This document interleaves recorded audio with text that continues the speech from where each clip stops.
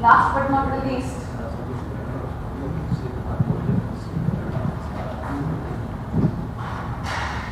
it's been an interesting afternoon. Some very different thoughts about the future. And I must say, I've never been so entertained. Today my leg was pulled by the previous speaker, the naughty Baba over here, the naughty Parsi man. I had spread my legs, and today for the first time somebody really pulled my legs. So thank you for the entertainment. And no, it's very kind of you to accept it as entertainment. Because we are all from a Parsi, if you insist. From a Parsi Baba, of course, we will accept on face value whatever you said. Anyways, future maritime law studies. We've been talking about the future, which is with a lot of artificial intelligence, digitalization, drone technology, cryptocurrencies, and what have you.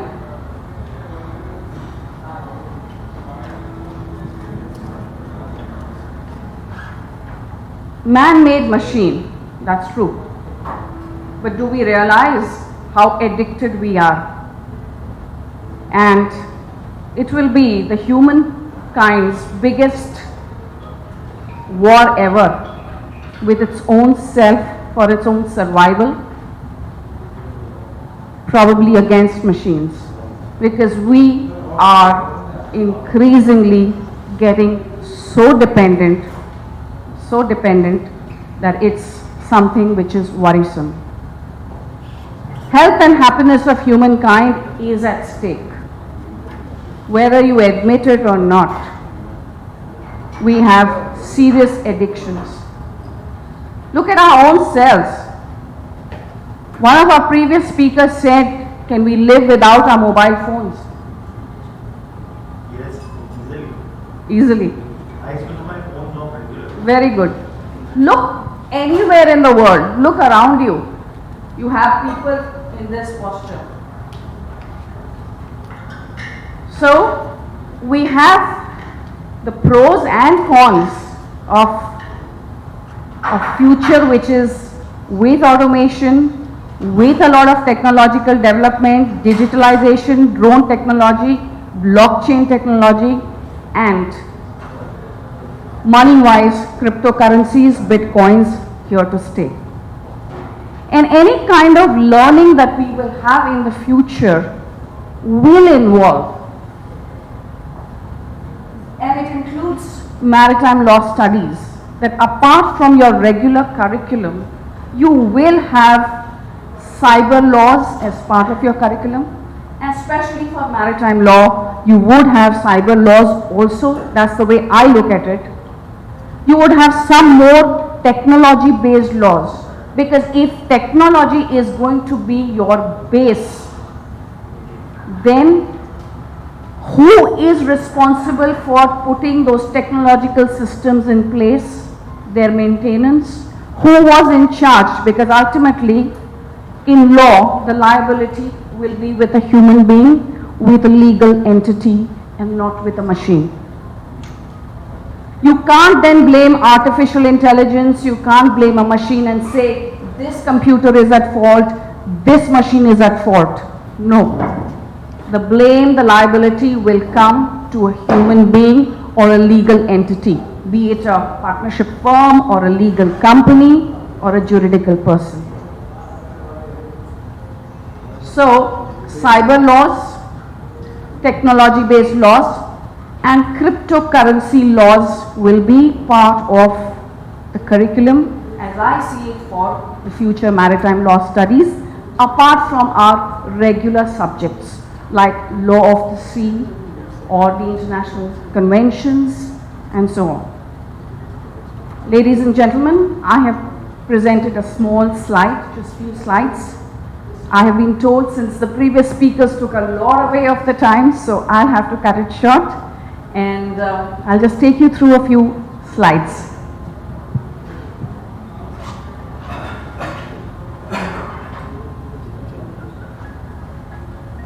the survival of the fittest. And who's the fittest?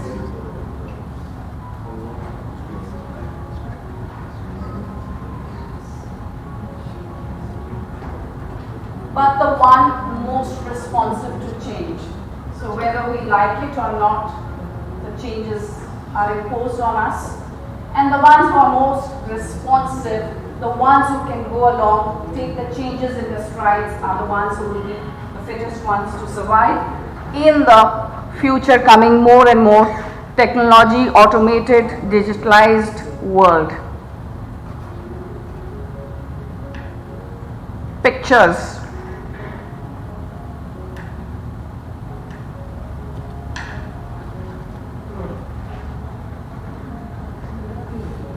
Unmanned ships, automated ships, but then who's running the show behind?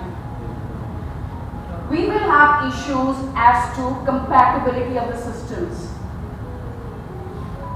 I'll give you a very small or a very simple example. I have to send you a PowerPoint presentation. I send you version X. You have a computer or laptop which accepts version Y. So it is X and Y. Somebody uses Microsoft Word 7, somebody uses Microsoft Word 10. Somebody uses an Apple phone, somebody uses an Android phone. Lavina, if you are not using microphone, then video will be here. Yes. Sound will be. I thought I'm a bit too loud, so I don't use the microphone. So it would be systems versus systems. Compatibility of systems would be very important. You have a ship, the technology, the systems on board a ship, and what are the technologies, systems on the shore, on the port. So your ships will have to be compatible or use those systems which are compatible with their offshore office, with the other entities with whom they deal, particularly the ports, which they call. Now, you have ports of different countries. The divide between developed and developing nations is already there. Even in today's world, we have certain countries which issue handwritten passports. I had a Bangladeshi friend, and when we saw his passport, there were handwritten entries. And he was a bit embarrassed because most of us had passports where it was digitally printed. I just gave an example just to say that there will be a divide. If we are going to live in a highly automated, technological, digitalized world with drone technology, blockchain technology and whatnot, that divide will be there. And the compatibility of systems will be all the more important.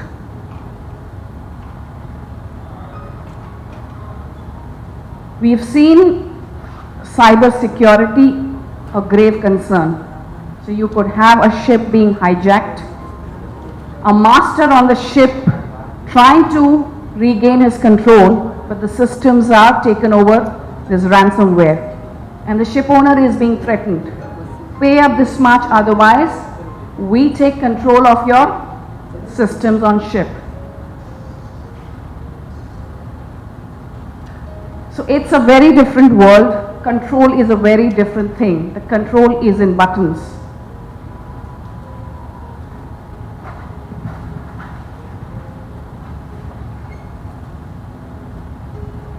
I mentioned earlier, cybersecurity laws, techno laws, cryptocurrency laws will be an important part of the curriculum.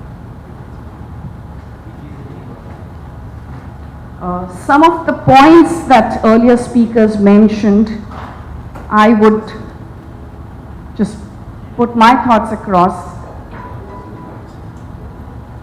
There will be net connection issues, there will be interruptions, distractions. The learning in future would be, which is totally different from the classroom culture. And when you are away from the normal classroom culture, it has its own pros and cons. You will have students in any part of the world taking up courses in any part of the world. but it would be a virtual classroom. So you could have an Indian student, you could have a Chinese student, you could have a Sri Lankan student, you could have a Russian student, all studying from different parts of the world, doing a particular course, but they may never meet face to face. What learning you get in a classroom, the wholesomeness of sitting together, like the gathering today, we joked, we talked among ourselves, and there has been so much of interactive exchanges. If that is missing and you are studying in isolation, that learning will have its own disadvantages. There has to be a very good blend of the offline and online teaching. So where practical skill development is necessary, there will have to be a good blend of what theory has been taught and how you will teach the practical aspect. So the blending of the offline and online teaching has to be smooth and seamless. And this is a very big challenge in the years to come, because technology will change at a very accelerated pace. And for human beings to keep up with that pace is not always easy. You have students of different age groups. You have gender, male, female students, students of different nationalities, coming from different cultures, and they are meeting over a virtual platform. So without really knowing one another one-to-one, you're interacting with people, and perhaps you may also have a robo studying with you.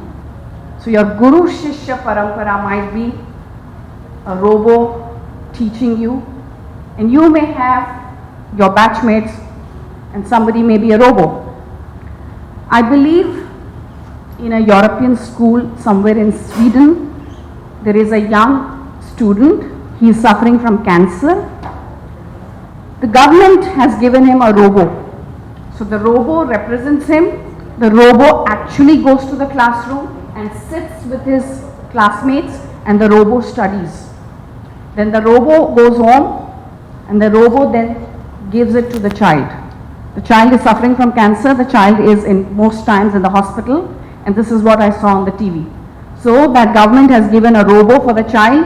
The robo goes to the school. The robo sits on his chair, and the robo has a name, nickname. The robo goes home, and then the robo teaches the child. So the Guru Dakshina or the Guru Shishya would be probably robo with humans, humans with robo. It's going to be a very different permutation combination. So a more international platform, a more, what should I say, when you don't have the normal classroom culture, you will have students who will go for the distance learning courses, e-libraries, e-books, and they will study at their own pace. So when all this happens, the daily lifestyle breaks down. So, for example, if you have a family, I'm just giving you an example of any ordinary household, our houses. So you have like a breakfast time, you have a lunch time where the family members, some of them who are not working are there. Then you have the dinner time, perhaps, where all the family members sit together and have a meal. Now that will go away, because when it is dinner time, somebody is studying at home, somebody is working, somebody is into stock market, somebody is into cryptocurrency. So that whole lifestyle is going to go haywire. Your time zones, your daily time schedules are going to go, your classrooms are going to go. It will be a very different world. And in such a world, there would be isolation. You will be more and more, we humans will be more and more dependent on machines. Admitted or not, there would be addictions. We are addicted, handicapped. We are actually addicted and handicapped. We may say we are the creators, but the creator is being taken over. And the creator knows how smart that artificial intelligence is, that it is could be even smarter than you. You're talking about smarter than our own wives? Probably. That's why people like Alexa, people like Siri. On Women's Day, I think Alexa and Siri got the maximum praises because they say they listen to men. So yes, you have relationships at stake. You'll have relationships at stake because people say it's very difficult for men to understand women and women to understand men. But if you have a programmed robo, I think being yes sir, no sir, 3 bags full will be a very different experience. So there would be a lot of breakdown, burnouts. We humans will probably need more counseling. Health will be a big issue because of the posture, looking into the screens. Every time we are looking into a LCD screen, whether it's a platform like this or the TV or the mobile phones. So health and happiness is something which humans have to take care. And I would only say that the good old-fashioned ways, the wholesome learning is something that the humans will yearn for. With this, I shall take your leave. Thank you so much.